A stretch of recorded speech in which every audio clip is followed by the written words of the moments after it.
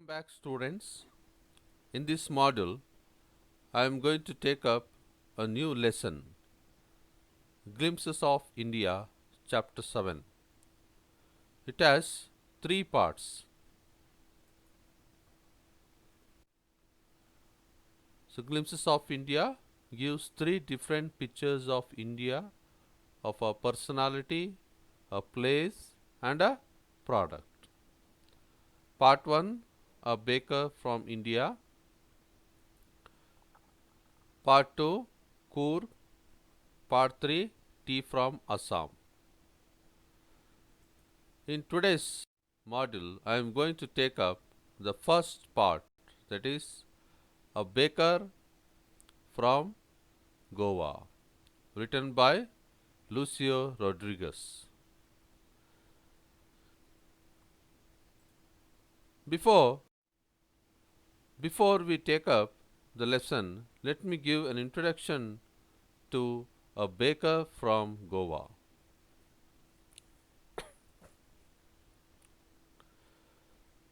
This is a pen portrait of a baker from Goa. Lucio Rodriguez tells of the Portuguese influence to bread making and how the tradition is still continuing. The baker is an important person in town as bread and its varieties are a must for different occasions.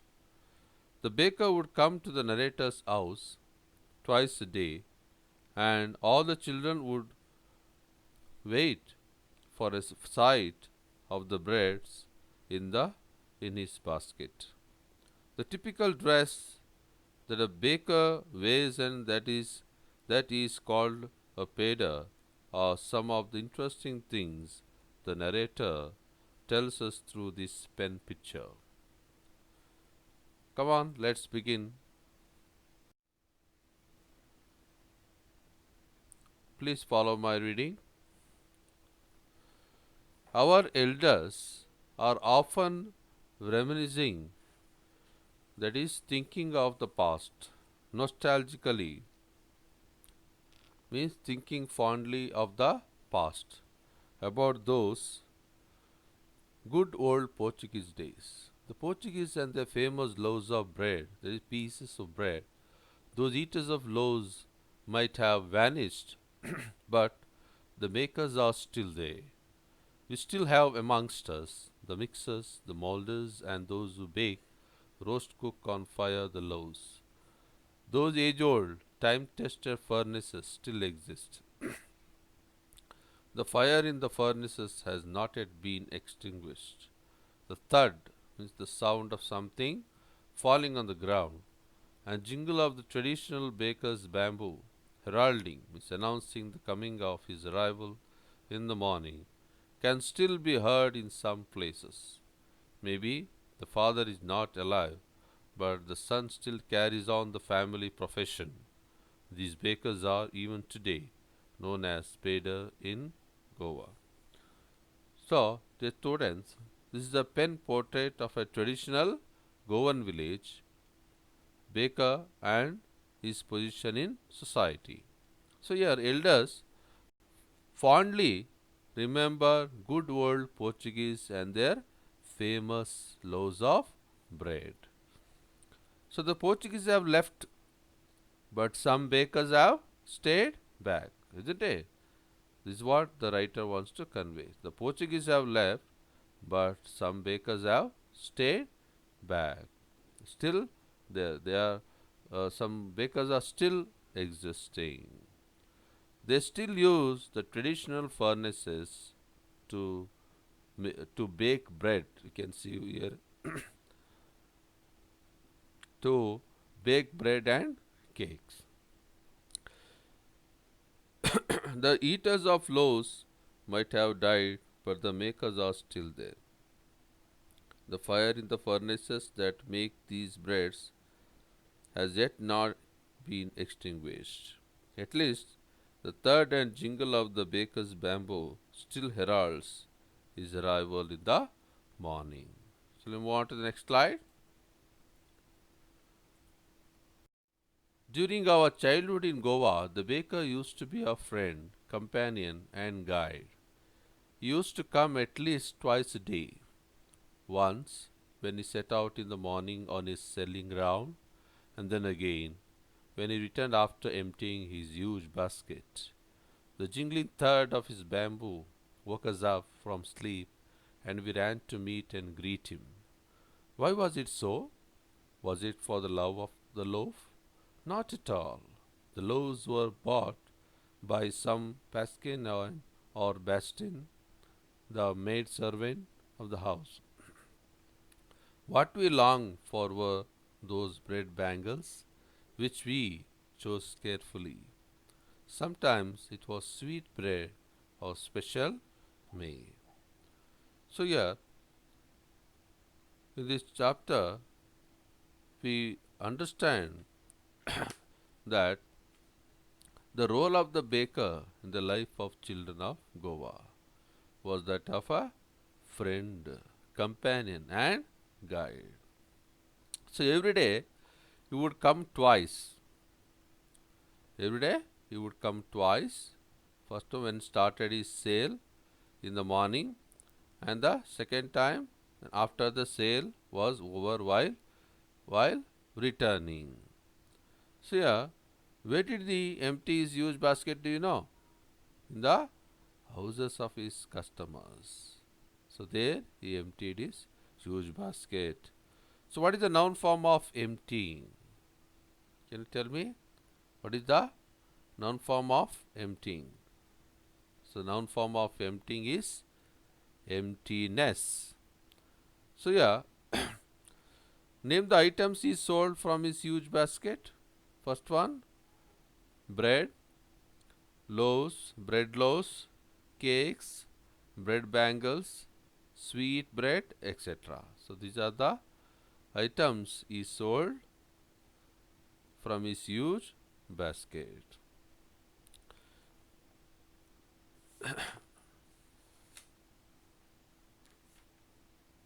We shall continue. The baker made his musical entry on the scene with the jang jang sound of his specially made bamboo staff. One hand supported the basket on his head and the other banged the bamboo on the ground. He would greet the lady of the house with good morning and then place his basket on the vertical bamboo. We kids would be pushed aside with a mild rebuke, means scold gently, and the loaves would be delivered to the servant. But we would not give up. We would climb a bench or the parapet or low protective wall and peep into the basket somehow. I can still recall the typical fragrance of those loaves for the elders and the bangles for the children. Then we did not even care to brush our teeth or wash our mouths properly. And why should we? Who would take the trouble of plucking the mango leaf for the toothbrush? And why was it necessary at all? The tiger never brushed his teeth. Hot tea could wash and clean up everything so nicely after all. So here, the entry of the baker was musical, as he made jang jang musical sound with his bamboo staff. So he balanced the basket on his head by giving it support with his one of his hands. So with this one of his hands he balanced the basket. And we find he banged his the bamboo on the ground. Why? So he banged the bamboo on the ground. Why? To produce the musical sound. Why did he bang? To produce musical sound, so that the customers would be able to hear his coming or be able to find out his coming. So what is the adjective form of supported? So what is the adjective form of supported? It is supportable. So here, both of his hands occupied. So one hand supported the basket, the other banged the bamboo. You can find here. One hand supported the basket on his head, and the other hand, the other one banged the bamboo staff on the ground. So here, the narrator recalls his childhood in Goa. This is what we find in this slide. So here, the children ran to meet the baker the moment they heard the jingling thud of his bamboo. He would greet the lady of the house, and the elders enjoyed the typical fragrance of those loaves, and the kids the music of the bamboo. So the elders enjoyed typical fragrance of the loaves, and children, what did they enjoy? They enjoyed music of the bamboo. This is what we find in this slide. So we move on to the next slide. Please follow my reading. Marriage gifts are meaningless without the sweet bread known as the ball. Sweet bread. Just as a party or a feast loses its charm, means beauty, without bread, not enough can be said to show how important a baker can be for a village. The lady of the house must prepare sandwiches on the occasion of her daughter's engagement. Cakes and bolinas are a must for Christmas as well as other festivals. Thus, the presence of the baker's furnace in the village is absolutely essential. The baker or bread seller of those days had a peculiar dress known as the kabai. It was a single piece, long frock reaching down to the knees. In our childhood, we saw bakers wearing a shirt and trousers which were shorter than full length ones and longer than half pants. Even today, anyone who wears half pant which reaches just below the knees invites the comment that he is dressed like a pedder. So here, uh, the writer tells the baker's furnace essential for the Goan people. Why? Because to prepare cakes, then bolinas, sandwiches on special occasions, baker's furnace is essential for Goan people. So here, marriage gifts are rendered meaningless. When it becomes meaningless? Without the sweet bread known as ball. Without the sweet bread known as ball. So, without this, the marriage functions, celebrations becomes meaningless. So, the lady of the house prepare on the occasion of her daughter's engagement. What does she prepare? She prepares sandwiches. See, the marriage gifts are meaningful with the presence of what? Sweet bread known as ball. Again, so a necessary eatable that is meant to be served during engagement parties, that is sandwiches. So here the phrase loses its charm means any feast or festival here becomes unattractive to the people. So marriage gifts in Goa are meaningless with the sweet bread or the ball, or any party or feast is incomplete without bread. The baker is very important for the village. On the occasion of a daughter's engagement, the lady of the house must prepare sandwiches. It is their tradition. Otherwise, the celebration becomes meaningless.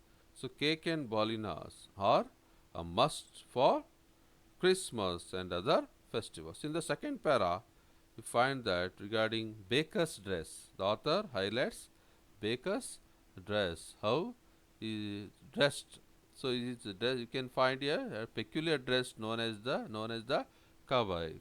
In good old days, the baker or bread seller had a peculiar dress. It was called the kabai. It was a single piece frock reaching down to the knees. Even today, anyone who wears a shirt and trousers shorter than full length, then he is said to be dressed like a peda. So, kabai and dress. The dress name is kabai. Those who dress like kabai, dressed with the kabai, they are called as a peda. So this is a peculiar custom and a typical custom we find in Goa even today. Shall move on to the next slide. The baker usually collected his bills at the end of the month. Monthly accounts used to be recorded on some wall in pencil. Baking was indeed a profitable profession in the old days. The baker and his family never starved. He, his family, and his servants always looked happy and prosperous. Their plump physique was an open testimony to this. So, even today, any person with a jackfruit like physical appearance is easily compared to a baker. So, yeah, we can find that in this slide, the baker in old days always were prosperous. It is very much evident from the fact that they had a plump physique. So, they had a plump physique. It tells us that they had a very good, maybe they were economically or financially sound. So, it is a testimony that they had very good financial status in their life. So, plump physique testifies. So, yeah, again, baker was a profitable, baking was a profitable profession in old days, as the baker, his family, and servants never starved. So, it tells us that it was a profitable profession. So, they looked happy. Who? Baker, his family, and servants. They looked happy and prosperous. So, jackfruit, a jackfruit like appearances implies fat, rather plump body of a person. So, here, what is the noun form of starved? What is the noun form of starved? So, the noun form of starved is starvation. So, the noun form of starve is starvation. Okay, this is the noun form. Next, how can you say baking was a profitable profession?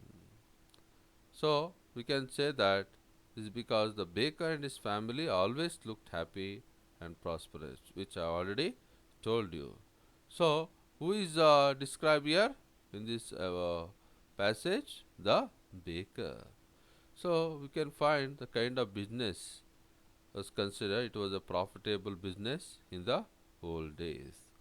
So, the baker, how he used to keep his record or account? The baker usually maintains the monthly accounts on a wall with a pencil. So, he maintains his account is to be recorded on a some wall in pencil. This is what the writer tells us in this slide.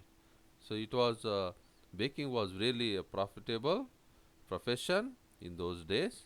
The bakers and their families were quite prosperous and happy. So, their plumpy bodies were an open testimony to their prosperity. Their plump physique was an open testimony to say that they were really prosperous.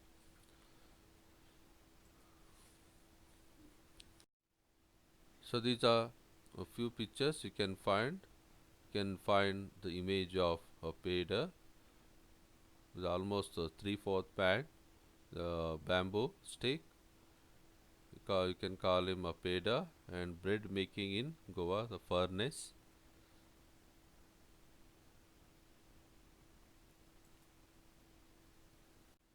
So, dear students, before we wind up, we shall discuss or recall what we discussed in this episode.